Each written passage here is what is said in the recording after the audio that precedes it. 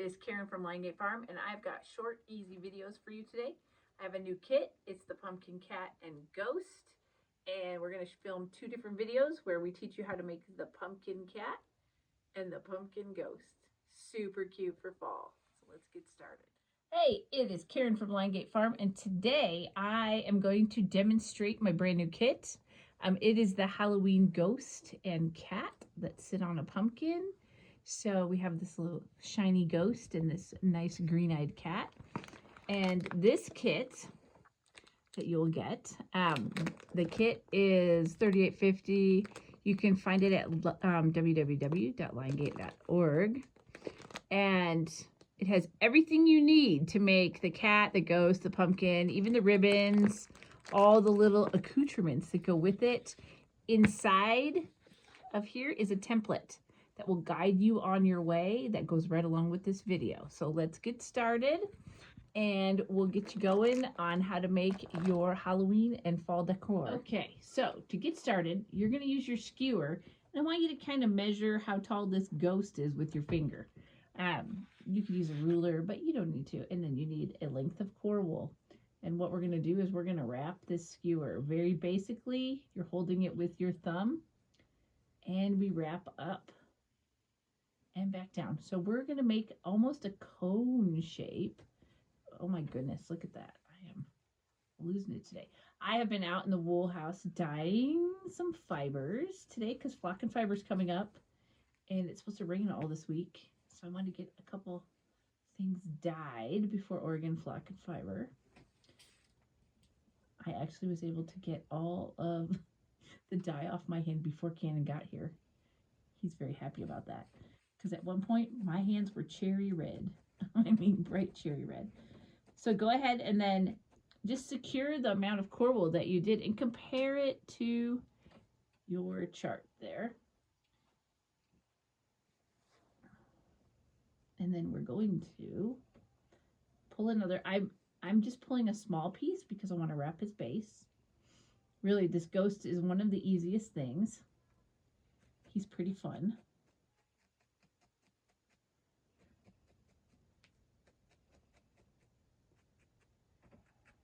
And then before you pull your stick out, make sure you know how much I love using skewers. More than any other tool I use is a skewer. Okay, aside from my needles, I use skewers so often. I like some of the other wrapping tools, but the skewers are so skinny and they barely leave a trace. But you always want to felt along here before you pull that skewer out. Okay, then we're going to go over and compare him to our template. And now we need to round this out a little bit. And I think I'm going to go around this way first.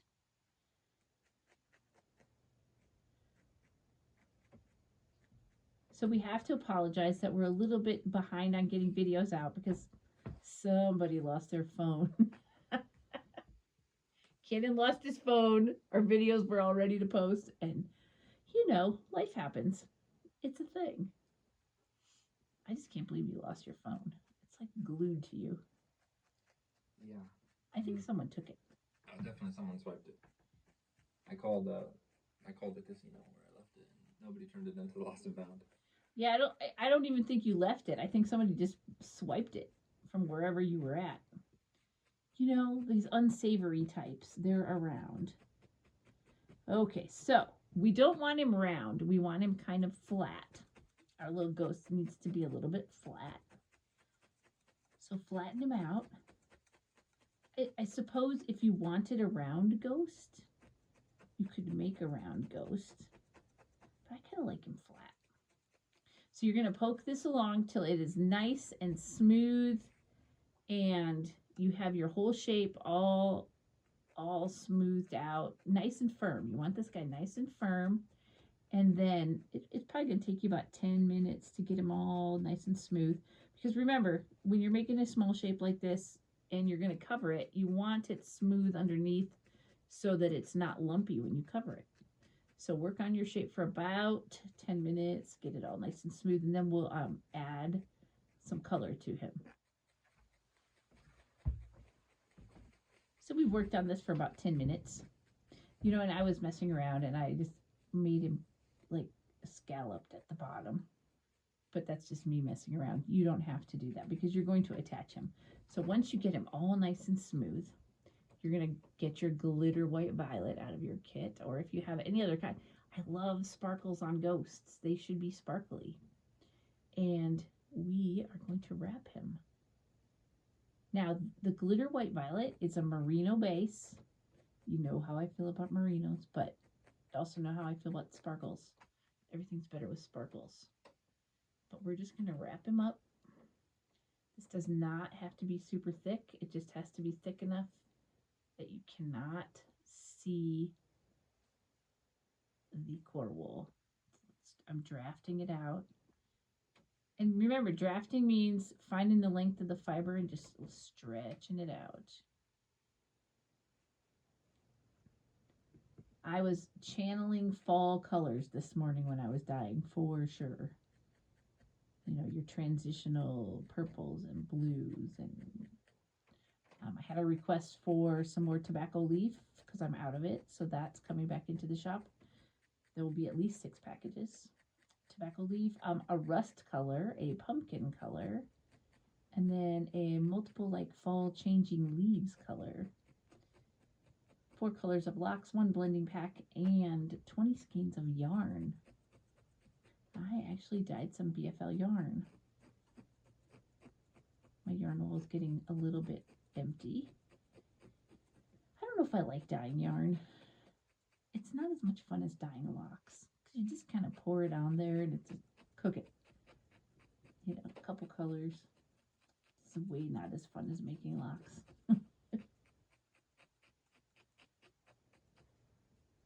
But again, I don't knit, but I do make yarn, so gotta have some yarn, right? So we're just gonna blend him all in. And you can see the thing that I don't like about merino, which you will see as you do this, is you can see those holes, but I will show you how to get rid of those. That's why I'm kind of anti-merino, unless it's glittery or an awesome color that I just couldn't not use. But my selection of merinos are pretty small.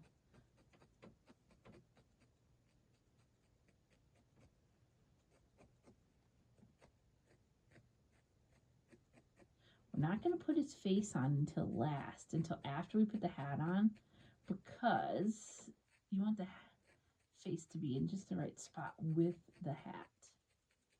The hat is really what takes the work here.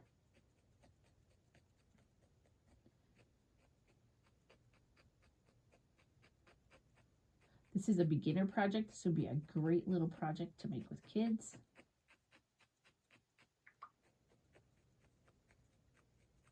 Let's see what else is going on. So since the last videos, all right, let's see, my rams are in with their ladies and enjoying themselves immensely. My ladies, I think, would rather be out. They're all captives right now. I don't have extra pastures I can stick breeding groups into. So I have 2 sections of my barn I can close off that have access to outside. Small areas. Think like a horse area. So Mike has 7 girls. And Yardley has 5. So that's 12. I only bred 12 this year. Yardley's new, so let's hope he's doing his thing. I know Mike's got it figured out, but I've never used Yardley before. And then back over in the ram pasture, it's kind of funny because all that's left is the wether. You know, that's a ram that can't make lambs. And all the ram lambs, and they're all following him around like he's the Pied Piper. It's pretty cute. He's like big man on campus right now. And he likes it. Okay, so once you get all of that, I like to attach him to my pad. So there he is. So let's make a couple arms. Now, for his arms, you don't want to use core wool because you want tiny little arms. Tiny, tiny, tiny. We're going to make some tiny little like arms. Take your merino white violet. So when I talk about drafting, so I'm going to show you. If I'm holding it super tight, it's not going to go anywhere because I don't have the fibers pulled out. But if I let my fingers relax and just pull gently, your fibers are going to stretch out along their width or their length. So every wool will do this. So the fiber length in this is about this long. So let's take we want our arms to be about 1 inch long, 1.5 inches. Let's just wrap some little cylinders. Keep your merino white violet flat.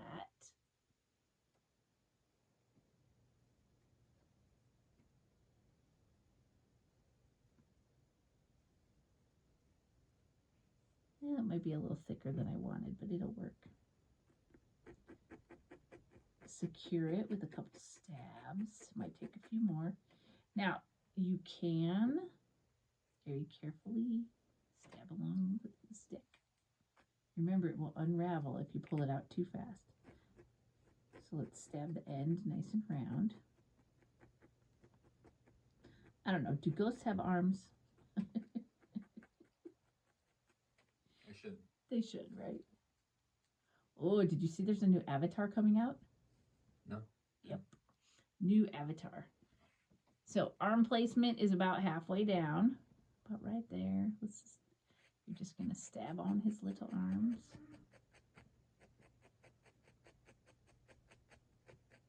He's not holding anything. You could make him hold something, but he just has arms that hang down. Now, I am persnickety about this one little thing. Hold on, I'm going to find my... So I don't like that line. So I'm going to take just a thin layer and stab it over the top. And that will blend the arm seam in with the body so that you don't see it anymore.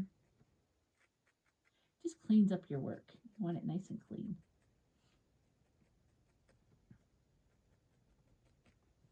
Okay, let's make another arm really quick. I always picture Ken speeding up the video right here. Because you don't need to see me do it twice. Oh, look, I didn't get enough fiber. I'm going to have to get a little more.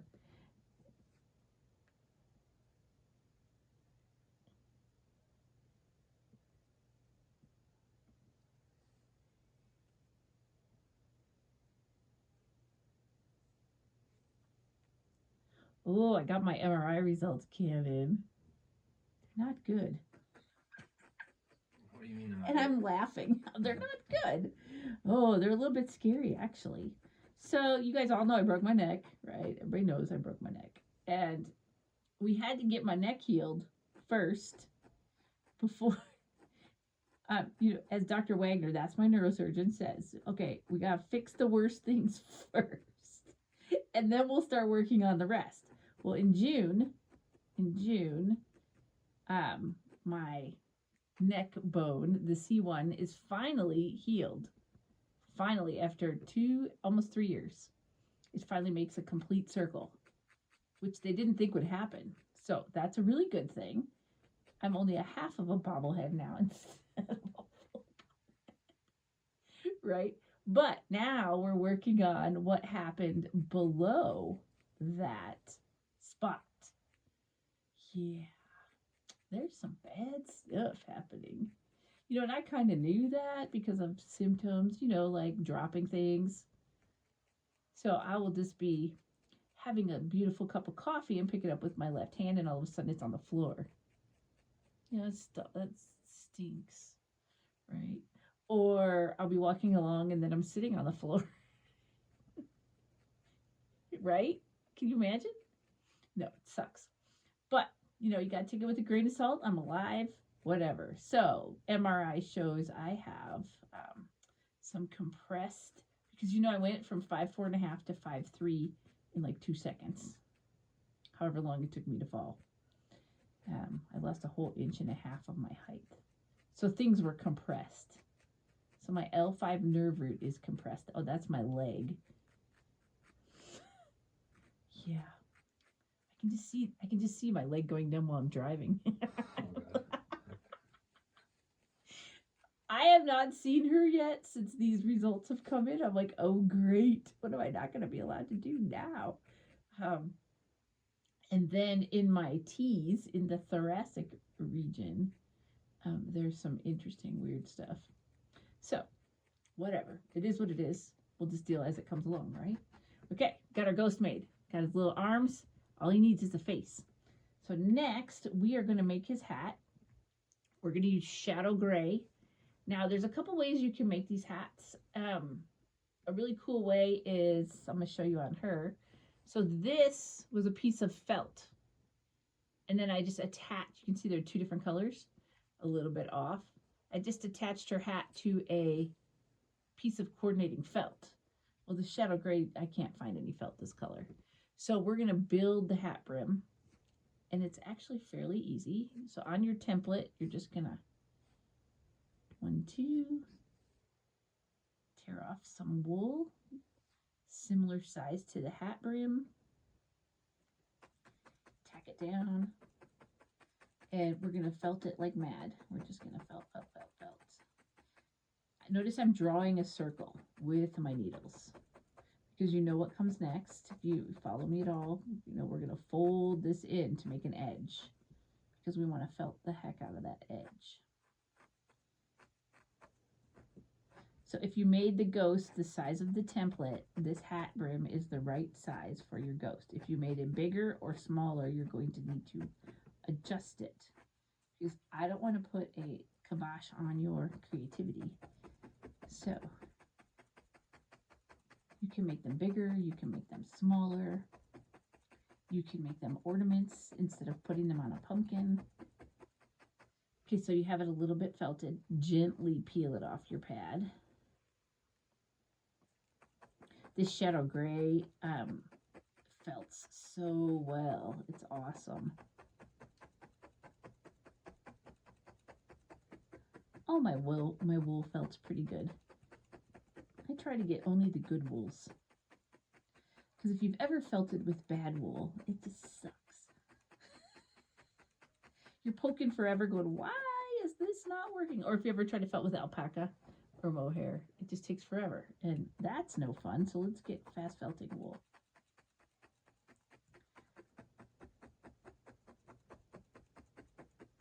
I want to know what everybody's favorite Halloween candy is.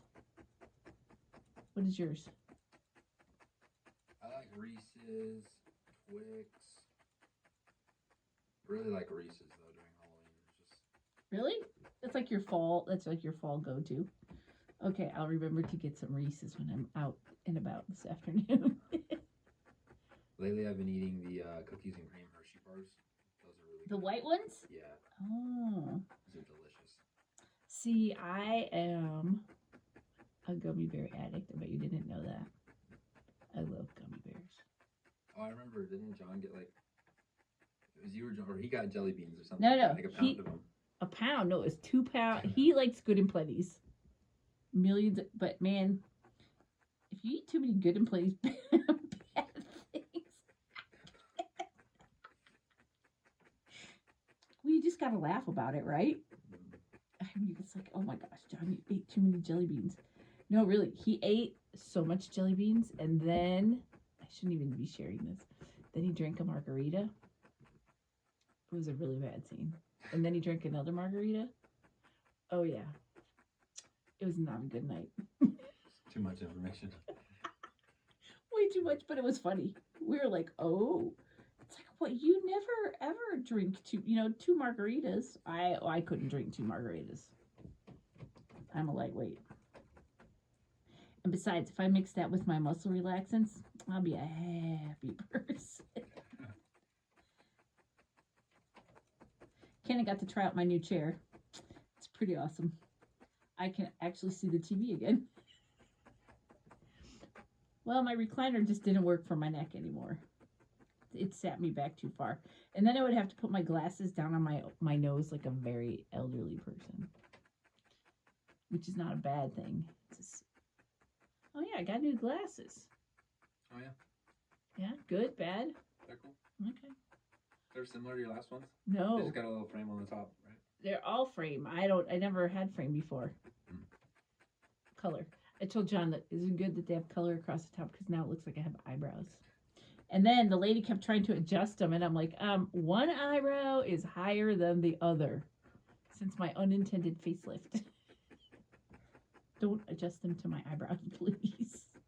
Did you get new like prescription lenses now? Oh yeah. So you can see better? Yeah. Nice. It's a good thing. Yes, my vision is deteriorating. In 3 to 5 years, I will have to have cataract surgery. So I'm working on the edge of the hat. If you do this, because we all know how Canon doesn't like stray fibers. So I'm getting all these little fibers in on the edge. When you work between your fingers like this, work shallow, work gently.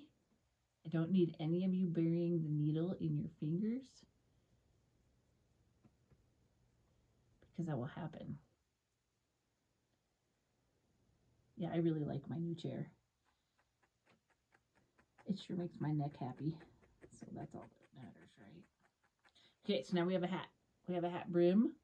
And see, it's going to be just perfect for him. So now let's make the top of his hat. So for this, you need your skewer. And you need one of the pieces of wire that's in the kit. And I think it's a 7-inch wire. It's a 7-inch wire for the hat. So now I do it. I put it side by side with my skewer. On this piece down here, I want you to wrap. This is something new since the last video. So I did refine something since we shot that first one. So your wire's sticking out an inch past your skewer. Let's put the little ghosty in half of his hat away. We're going to take a small sliver of roving. We are going to measure how long our hat is going to be. And we're going to put our finger there. And we are going to wrap. I want you to skewer this just a hair, just a couple pokes, in case you let go, because it gets a little bit tricky up at the top. So we're going up the wire and the skewer. There is only one purpose for this wire, and it's so that you can make the top of the hat curly. If you want a straight up hat like a gnome, you don't have to put it in there. So you're going all the way to the end of the wire. We're going to do my trick. You got it pretty tight. Even if you spin the skewer to get it tighter, fold that end over with the wire, pinch it. So this is where you're at. You've got it. Now we were wrapping that way, so we want to go back that way. Always wrap in the same direction. It will save you much heartache of coming unwrapped. So now we're going to go back down. Use this piece all the way up. See, because we secured that, it stayed where it was supposed to. And the tighter you wrap, the tighter you wrap this, the less you have to poke. Now, you could do this part of the hat with core wool. I'm not going to do that. I'm just going to use all shadow gray. But you are welcome to use core wool instead of your color. Let's just build this up. Remember, we're making a cone. We're making a cone, go up and down. And yes, I know I go really fast. You will too. Once you get this wrapping down, you can just cruise right along. Go back down.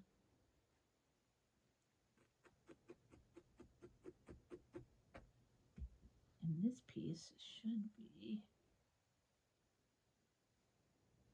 I might need to get some more. All right, I ran out for a little bit, probably because I'm doing it all out of shadow gray because I was being lazy. I'm just going to stab the base here for a minute so I can see where I'm at. Now, if you were making a full gnome, you realize that you would put the hat on and then make the gnome body here, and there you go. You've got a gnome. You got a gnome body that way. This is how I make my gnomes. I don't know if we've ever made a gnome. Have we ever done a gnome? I think so. Yeah, the 30-minute easy gnomes, remember? That's a different one. No, have we ever done a gnome like this on the skewer? Oh, I don't know. I don't know. It's super easy.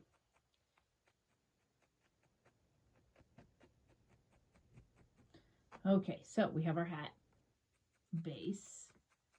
I want you to eyeball your brim. We want it to stick out not very far, but we can add more, so we'll add in a minute. Let's get this all nice and felty so we can pull out our skewer. Pull the skewer out. Oh yeah, you need to undo this. Just a little thing. All right, there's our hat. Now, let's work it up a little bit more.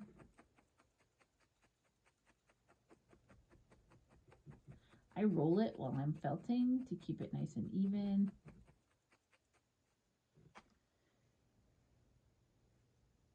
When you pull that wire out, it pulls the hat down a little bit. So we want this all nice and smooth.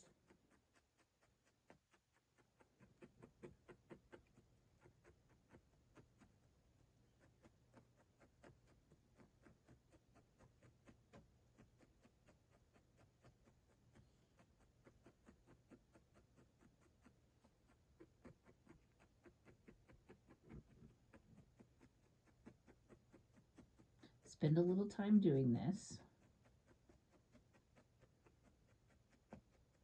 Just want your ghost to have a nice, smooth hat.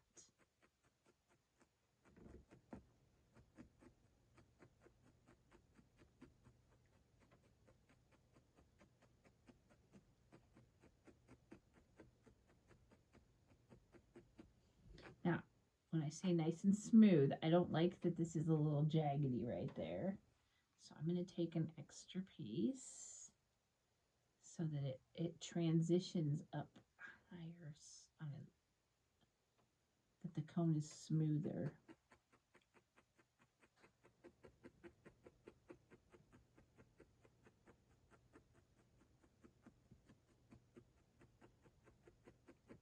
The devil's in the details.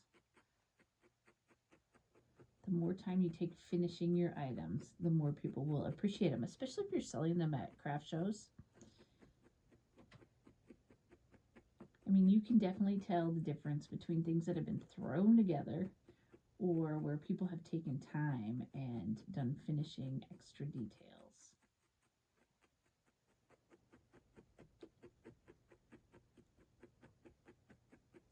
There is a girl that goes to local craft shows, and I wish I could remember her name.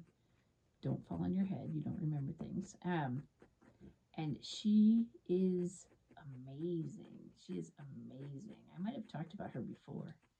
She has a giraffe in her booth that blows my mind because it's small. And its giraffes are tedious, hard. Super hard. And at least for me, Janice and I have a saying, my friend Janice, it's like we've made one giraffe, we're never making another one. Maybe someday I will make a video on a giraffe, but not right now. Anyways, this girl makes the most amazing things. She did a pair of stallion earrings that the horses were only 1 inch tall, and they were perfect. So now I'm bending up my wire here, and I'm going to twist it. And there's an extra piece hanging out. It doesn't really matter. We'll put it down here. So now we're going to put that wire through the center of our little felted brim. Could you toss me a pair of scissors, please? So you probably want to cut a little hole. If you did a good felting job on your brim, you can't tear it. Stick your wire through. All your wires. There we go. Now I like the brim to be almost to the edge. Just have a little on this item. And then we're going to take our needle and we're going to stab this brim into this hat.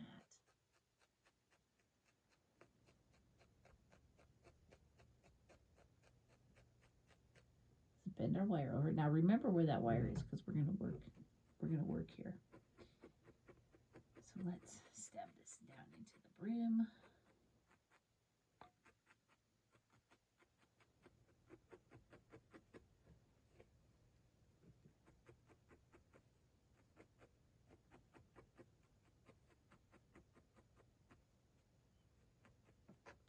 I'm going to switch to my double needle here.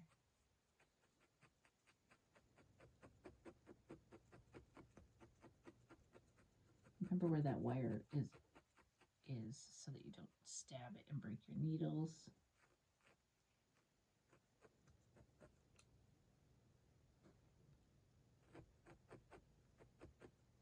Try and maintain even brim amount. We can trim it all the way around.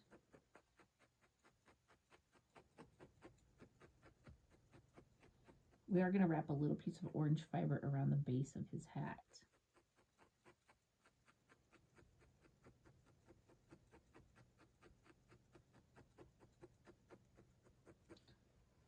I suppose it could be a her. Are ghosts boys or girls or both?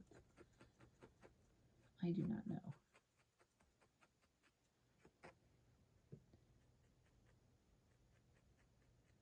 Remember, maintain your smoothness on your hat. So now we're going to look, okay, do we want to trim any of that off? I don't think we need to. I don't think we need to. Now we have this little piece of wire here. We're going to attach the ghost to this. I'm going to bend it again. So now I have this, watch, I keep pulling it and it makes his hat shorter,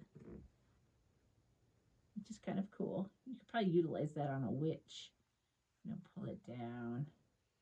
Okay, take your skewer. Let's give him a lobotomy. Make a hole for that wire.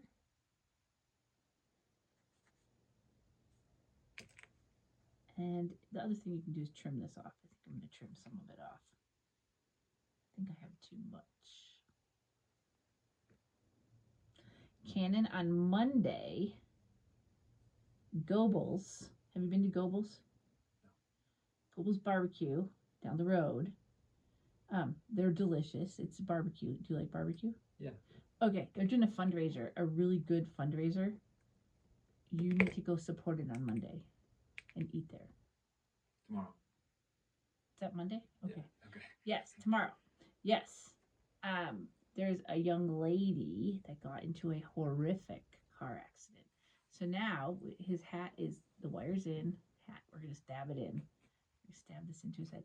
There's a young lady who got into a horrific car accident. And the proceeds for the barbecue are all going to her. Okay. She just graduated high school, and oh my gosh, it's bad. Basically, she severed her legs and her pelvis from her body. It's awful. She needs all our help. Yeah, that's really sad. And plus, there was lots of other injuries. She was at OHSU for a long time, but she's home now. Yay! And family needs help. So, we all need to go support that. I told John that's where we're having dinner tomorrow. Good. Yes. I know her mom. Where is that? Is it in Eagle Point or is it between here? No, it's in Shady Cove. Shady Cove. So you go past the market and past Phil's Frosty. Okay. So don't be shy about stabbing this down into his head. I love tall hats. I think they're great. See, he got this. This guy's cool. You can see I'm working on shaping the hat some more as I'm stabbing it down into the head of the ghost. I tip the hat back a little bit. That way we'll be able to see his face.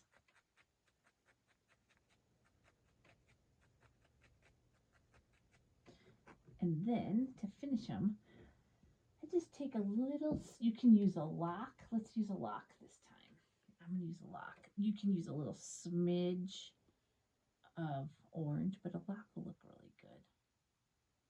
And I'm gonna change it up. I want the pumpkin on that side. So let's put the lock on. Just wrapping it around his hat.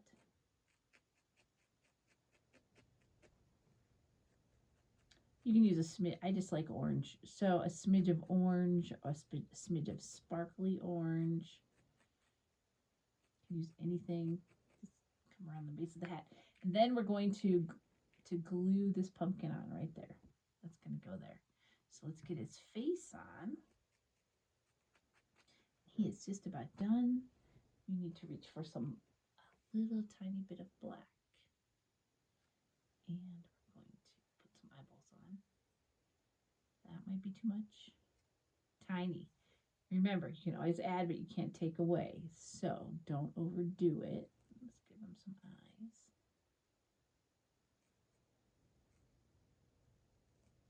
I think I'm going to make this one smiling.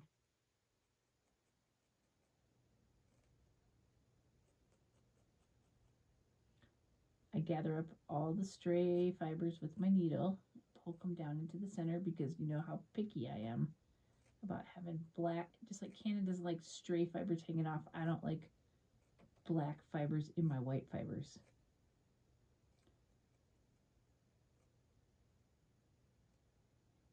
If you want to be really picky, you could use a 42 needle here to do all your little details. I just used the 38 star. It's my go-to. This is a workhorse. Workhorse. Okay, then we need just a few fibers. Let's make this ghost smile.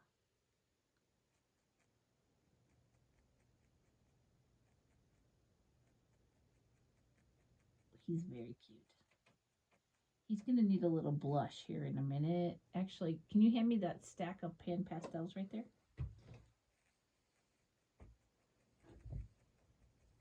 You guys, I used to totally just use blush, but you know, blush wipes off. Then I discovered these pan pastels. They are awesome because they're permanent, but you need to be very sparing when you put them on because you can easily overdo it. So the pan pastels look like this. This is my stack of reds and pinks. You can get them on Amazon. I'm looking for the right one. We'll try this one first. You can get them on Amazon, but it's better if you have a local art supply store that you can get them on because you can pick the colors you want. Amazon, like they have, so I'll tell you what color that pink is. It is permanent red tint is what it says on that one. My other favorite one is this one, and it is pearlescent red. That's my other favorite one. But they are permanent, so they don't brush off, which is great. Okay, we've got our little ghost done. Then we're going to attach him to a pumpkin like this. And just like attaching the hat, we're going to stab him in there. Don't be shy about stabbing him into the pumpkin.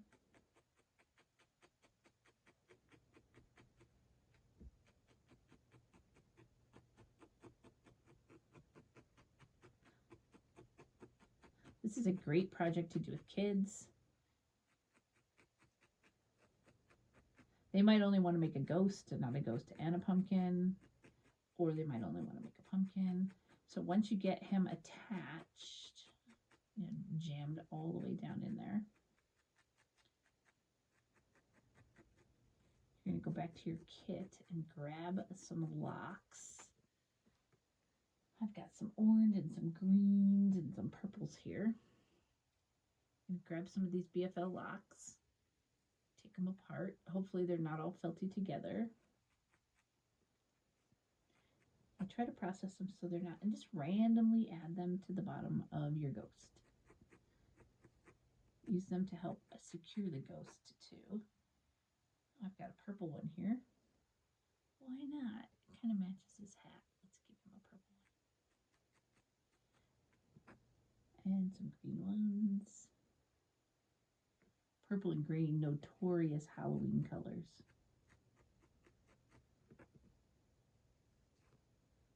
I think this is my favorite ghost I've made so far. They're getting better and better. Because Cannon's making me practice.